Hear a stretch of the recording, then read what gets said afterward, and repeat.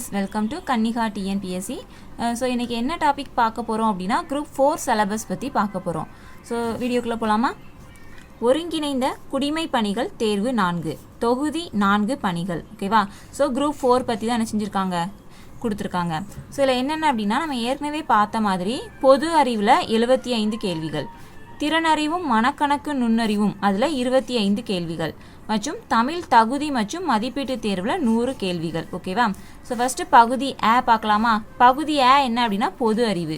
எல்லாமே என்ன அப்படின்னா 10ஆம் வகுப்பு தரம். அழகு 1 பொது அறிவியல். இதில் வந்து 5 கேள்விகள் வந்து கேட்குறாங்க. அதாவது சயின்ஸ்லேருந்து 5 கொஸ்டின் கேட்பாங்க. ஸோ அதுவும் என்னென்ன டாப்பிக்கில் இருந்தெல்லாம் கேட்பாங்க அப்படிங்கிறத அவங்களே கொடுத்துட்டாங்க. இப்போ வந்து எக்ஸாம்பிளுக்கு இப்போ பேரண்டத்தின் இயல்பு அப்படின்னா இதை எப்படி படிக்கணும் அப்படின்னா 6th to 10th ஸ்கூல் புக்கில் எந்தெந்த லெசன்லலாம் பேரண்டத்தினுடைய இயல்பு பற்றி வருதோ அது எல்லாமே என்ன செய்யணும், படிக்கணும். அடுத்து பார்த்தோம் அப்படின்னா அழகு வந்து என்ன அப்படின்னா 2 புவியியல். புவியியல்ல இருந்தும் 5 கேள்விகள் வந்து கேட்பாங்க. சேம் அதே மாதிரி தான் டாபிக்ஸ் வந்து என்னென்னங்கிறத அவங்க கொடுத்துட்டாங்க. இப்போ புவி அமைவிடம் அப்படின்னா 6th-லேருந்து 10th வரைக்கும் உள்ள புவியியலில் என்னென்ன லெசன்லலாம் புவி அமைவிடம் பற்றி வருதோ அது எல்லாமே நம்ம வந்து படிக்கணும். ஸோ நெக்ஸ்ட் வந்து என்ன அப்படின்னா அழகு வந்து 3. இதில் வந்து என்ன அப்படின்னா இந்தியாவினுடைய வரலாறு, பண்பாடு மற்றும் இந்திய தேசிய இயக்கம். இதில் வந்து மொத்தம் எத்தனை கேள்விகள் கேட்பாங்க? 10 கேள்விகள் வந்து கேட்பாங்க. ஸோ இதில் சிந்து சமவெளி நாகரிகம், குப்தர்கள், தில்லி சுல்தான்கள் இந்த மாதிரி என்ன செஞ்சுருக்காங்க, டாபிக்ஸ் வந்து கொடுத்துருக்காங்க. நெக்ஸ்ட்டு பார்த்தோம் அப்படின்னா அழகு 4 இந்திய ஆட்சியியல் 15 கேள்விகள். இதுலேயும் வந்து என்ன அப்படின்னா இந்திய அரசியலமைப்பு, அரசியலமைப்பின் முகவுரை இந்த மாதிரி என்ன செஞ்சுருக்காங்க, டாபிக்ஸ் வந்து கொடுத்துருக்காங்க. ஸோ அடுத்து வந்து என்ன அப்படின்னா அழகு வந்து 5 இந்திய பொருளாதாரம் மற்றும் தமிழ்நாட்டில் வளர்ச்சி நிர்வாகம். இதிலிருந்து மொத்தம் 20 கேள்விகள் வந்து கேட்குறாங்க. இதில் என்னென்ன டாபிக்ஸ்லாம் கொடுத்துருக்காங்க அப்படின்னா இந்திய பொருளாதாரத்தின் இயல்புகள், 5 ஆண்டு திட்ட மாதிரிகள், ஸோ இந்த மாதிரி என்ன செஞ்சுருக்காங்க, கொடுத்துருக்காங்க. ஸோ இப்போ நெக்ஸ்ட்டு பார்த்தோம் அப்படின்னா அழகு வந்து என்ன அப்படின்னா 6 கொடுத்துருக்காங்க.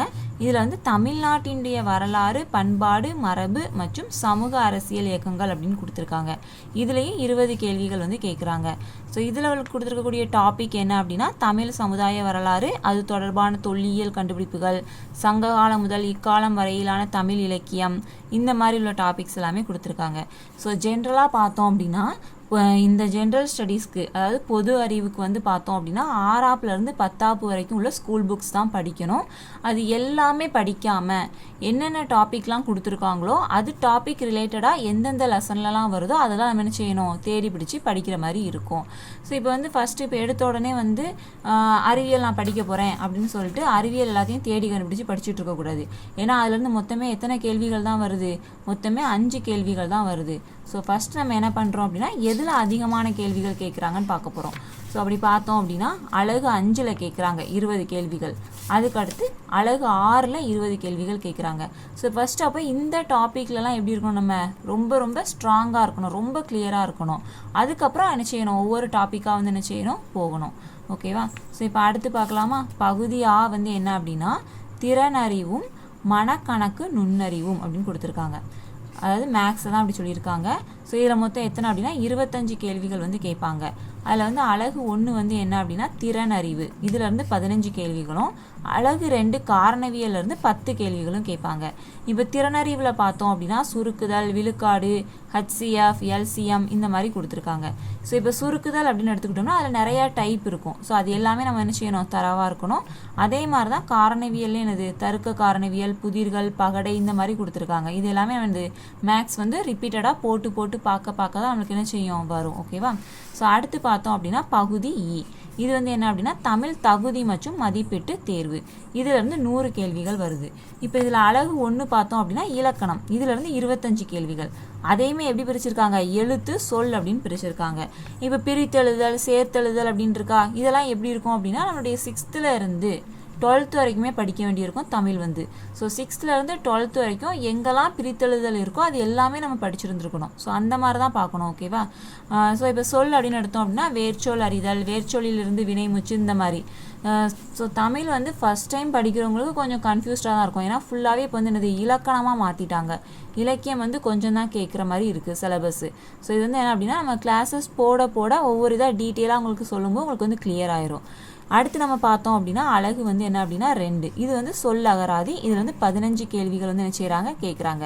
இது எப்படி அப்படின்னா எதிர் சொல்லை எடுத்தெழுதுதல், ஓரெழுத்து ஒரு மொழி, உரிய பொருளை கண்டறிதல், இந்த மாதிரி இருக்கும்.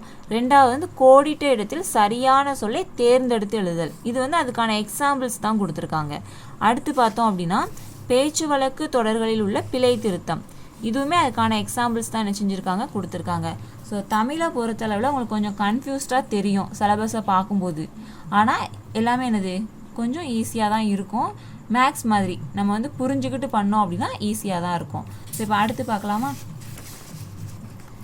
அடுத்து பார்த்தோம் அப்படின்னா அழகு வந்து 3. இது வந்து எழுதும் திறன். அதாவது சொற்களை வந்து என்னது ஒழுங்குபடுத்தி சொற்றொடர் அமைத்தல், தொடர் வகைகள், செய்வினை, செயற்பாட்டு வினை, இந்த மாதிரி வரும்.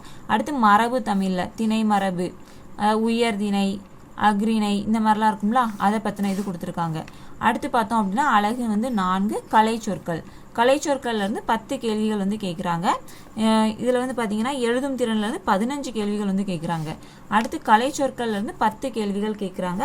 இதில் எந்த மாதிரி இருக்கும் அப்படின்னா பல்துறை சார்ந்த கலை சொற்கள், அதாவது இப்போ அறிவியல், கல்வி, மருத்துவம், மேலாண்மை, இந்த மாதிரிலாம் இருக்கா, இதில் இருக்கக்கூடிய கலை சொற்களுக்கு நேரான தமிழ் சொற்கள் எழுதுகிற மாதிரி இருக்கும். அதுக்கான எக்ஸாம்பிள்ஸ் இங்கே கொடுத்துருக்காங்க. ஓகேவா? ஸோ அடுத்து வந்து என்ன அப்படின்னா அழகு 5 வாசித்தல் புரிந்து கொள்ளும் திறன். இதில் வந்து 15 கேள்விகள் கேட்குறாங்க. அதாவது ஒரு பேராகிராஃப் மாதிரி கொடுத்துருவாங்க. அதில் வந்து கொஸ்டின்ஸ் கேட்டிருப்பாங்க. நம்ம அதில் வந்து என்னது கரெக்ட் ஆன்சர் வந்து என்ன செய்யணும், எடுத்து எழுதணும். அடுத்து பார்த்தோம் அப்படின்னா செய்தித்தாள், தலையங்கம், முகப்பு செய்திகள், இந்த மாதிரி இருக்கும். நெக்ஸ்ட் வந்து என்ன அப்படின்னா அழகு வந்து 6 எளிய மொழிபெயர்ப்பு. இதில் வந்து 5 கேள்விகள் வந்து கேட்குறாங்க. அதாவது ஆங்கிலம் அப்படின்னா வேறு மொழியில் இருக்கக்கூடிய சொற்களுக்கு இணையான தமிழ் சொற்களை வந்து நம்ம என்ன செய்யணும் அப்படின்னா எழுதணும். இதுக்கும் எக்ஸாம்பிள் வந்து என்ன செஞ்சுருக்காங்க கொடுத்துருக்காங்க. அடுத்து தான் என்ன அப்படின்னா அழகு வந்து 7. இதில் தான் என்னது இலக்கியம், தமிழ் அறிஞர்களும் தமிழ் தொண்டும். இதில் வந்து மொத்தம் 15 கேள்விகள் வந்து என்ன செய்கிறாங்க கேட்குறாங்க. ஸோ இதில் என்னெல்லாம் வருது அப்படின்னா திருக்குறள் தொடர்பான செய்திகள். இப்போ திருக்குறள்லேருந்து 20 அதிகாரங்கள். ஓகேவா? அந்த என்னென்ன அதிகாரங்கள்ங்கிறத அவங்களே என்ன செஞ்சுட்டாங்க கொடுத்துட்டாங்க. நெக்ஸ்ட் வந்து என்ன அப்படின்னா இது வரைக்கும் கொடுத்துருக்காங்க. ஓகே, நெக்ஸ்ட் வந்து அறநூல் தொடர்பான செய்திகள். அந்த அறநூல்கள் என்னென்னங்கிறதையும் அவங்க என்ன செஞ்சுட்டாங்க கொடுத்துட்டாங்க. தமிழின் தொன்மை, அப்புறம் என்னது தேப்போ மீனாட்சி சுந்தரம், இலக்குவனார், உவே சுவாமிநாதர், அந்த மாதிரி தமிழ் தொடர்பான செய்திகள், தேவனைய பாவனார், அகரமுதலி, இந்த மாதிரி எல்லாமே கொடுத்துட்டாங்க. லாஸ்ட் என்ன சொல்லியிருக்காங்க அப்படின்னா அழகு 7க்கான பாடத்திட்டம் 10ஆம் வகுப்பு வரையிலான பாட புத்தகங்களை அடிப்படையாக கொண்டது அப்படிங்கிற லைனும் கொடுத்துட்டாங்க. இது வந்து உங்களுக்கு தமிழ் வந்து கொஞ்சம் ஃபஸ்ட் டைம் பார்க்குறவங்களுக்கு கொஞ்சம் கன்ஃபியூஸ்டாக இருக்கும். சிலபஸே கன்ஃபியூஸ்டாக தான் இருக்கும். நீங்கள் என்ன பண்ணுறீங்க அப்படின்னா சிலபஸ் வந்து எப்படி டவுன்லோட் பண்ணணும் அப்படிங்கிற ஷார்ட்ஸ் வந்து போட்டிருக்கோம். அதை பார்த்துட்டு சிலபஸ் டவுன்லோட் பண்ணி என்ன செய்யுங்க ரீட் பண்ணி பாருங்கள். அகெயின் அண்ட் அகெயின் வந்து ரீட் பண்ணி பாருங்கள். நீங்கள் ரீட் பண்ணி பார்க்க தான் உங்களுக்கு வந்து என்ன செய்யும் அது வந்து புரியும். உங்களுக்கு வந்து இதில் இருக்கக்கூடிய சிலபஸ் எல்லாமே நம்ம ஒவ்வொரு கிளாஸாக வந்து அப்லோட் பண்ணுவோம். ஸோ நீங்கள் அதையும் பார்த்தீங்க அப்படின்னா உங்களுக்கு வந்து கிளியர் ஆயிரும். ஸோ தமிழ் வந்து இலக்கணமாக இருக்குது அப்படின்னு சொல்லி நீங்கள் வந்து பயப்படண்டா. அது வந்து மேக்ஸ் மாதிரி தான். நம்ம புரிஞ்சு பண்ணோம் அப்படின்னா ஈஸியாக தான் இருக்கும். உங்களுக்கு எல்லாமே வந்து நாங்கள் என்ன செய்கிறோம் வீடியோவாக வந்து அப்லோட் பண்ணுறோம். எதுலேருந்து படிக்கணும் அப்படின்னா கண்டிப்பாக ஸ்கூல் புக்ஸில் இருந்து தான் படிக்கணும். அதுவும் வந்து என்ன அப்படின்னா 6th to 10th, sometimes 11th 12th கூட படிக்கிற மாதிரி இருக்கும். ஓல்டு புக்கு, நியூ புக்கு எல்லாமே படிக்கிற மாதிரி தான் இருக்கும். அதனால் எடுத்த உடனே புக்கை எடுத்து வச்சு எல்லாத்தையும் வந்து லைன் பை லைனாக படிக்காமல் சிலபஸை ஃபஸ்ட்டு என்ன அப்படிங்கிறத முதல்ல பாருங்கள். ஏன்னா சிலபஸில் இல்லாததெல்லாம் நம்ம உட்காந்து படிச்சுட்டு இருந்தோம்னா நம்மளுக்கு வந்து டைம் வேஸ்ட்டு தான். ஸோ சிலபஸில் என்ன இருக்குது அப்படிங்கிறத பார்த்துட்டு அதுக்கப்புறம் என்ன செய்யுங்க புக்கில் போய் பார்த்து படிங்க. ஓகேவா? So thank you.